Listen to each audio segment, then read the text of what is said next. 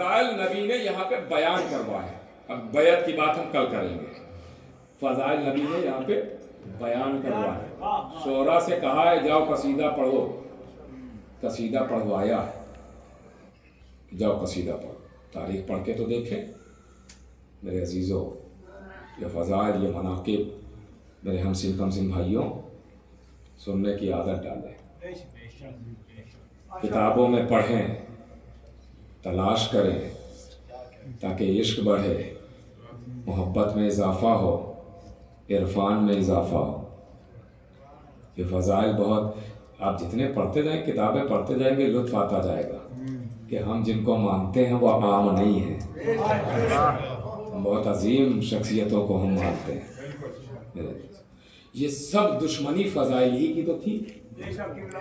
یہ جتنی بھی دشمنی تھی آل محمد سے فضائل ہی کی تھی کہ کل ایمان یہی کیوں، فرشتہ انہی کے در پر کیوں آتا ہے، جھولا انہی کو کیوں جھلاتا ہے، رضوان انہی کے در پہ کیوں آتا ہے، روٹیاں لینے یہی کیوں آتا ہے، مرد میدان یہی کیوں، علم انہی کو کیوں دیا گیا، نبی نے انہی کو کیوں ہاتھوں پہ اٹھایا، نبی نے نماز میں سجدے میں انہی کو کیوں پشت پر بٹھایا.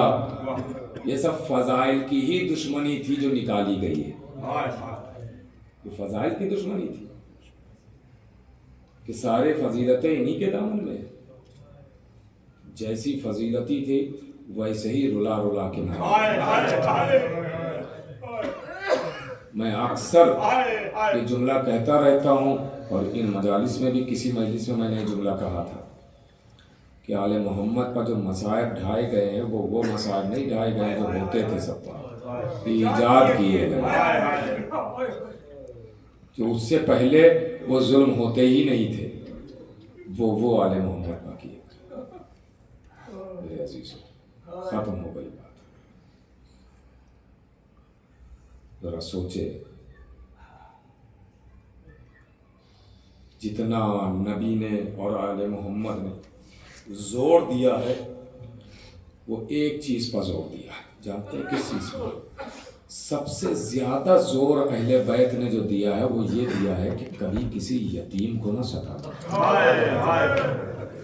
کسی یتیم کو نہ پریشان کرنا، کسی یتیم کا حق نہ کھانا، کسی یتیم کا حق نہ ماننا، یتیم کے سامنے اپنی اولاد کو پیار نہ کرنا، یتیم کے سامنے اپنی اولاد کو گود میں نہ لینا. جتنا یتیموں کے لیے اہل بیت نے اور نبی نے بیان کیا تھا اتنے ہی اہل بیت کے یتیموں کو ستایا گیا. آل محمد کو اتنا ہی ستایا. سب سے پہلی یتیمہ بی بی زہرا ہے. نبی کے چاہتے ہی کیسے ظلم ہو رہے ہیں نبی کی بیٹی پر. ظلم اور آگے بڑھا. علی کو شہید کیا گیا، حسن کو مارا گیا، حسین کو وطن چھوڑنے پر مجبور کیا گیا. حسین کربلا پہنچ گئے. 2 محرم کو کربلا پہنچے. 4 محرم کو فرات کے کنارے سے خیمے ہٹا دیے گئے، پانی بند کر دیا گیا.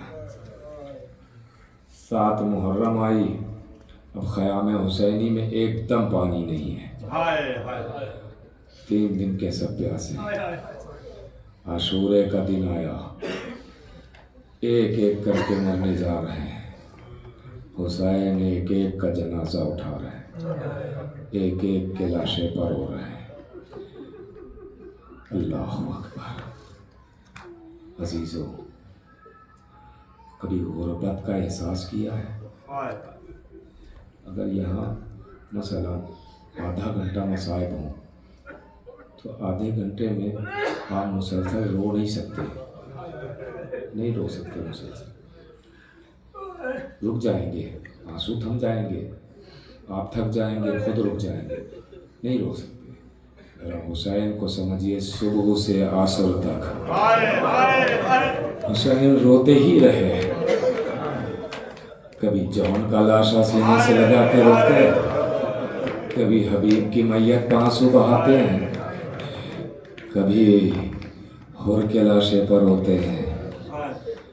عزیزو کبھی آل محمد کی لاشوں پر آ کے آج مجھے جس کا ذکر کرنے کا حکم ملا ہے اور آج کی تاریخ میں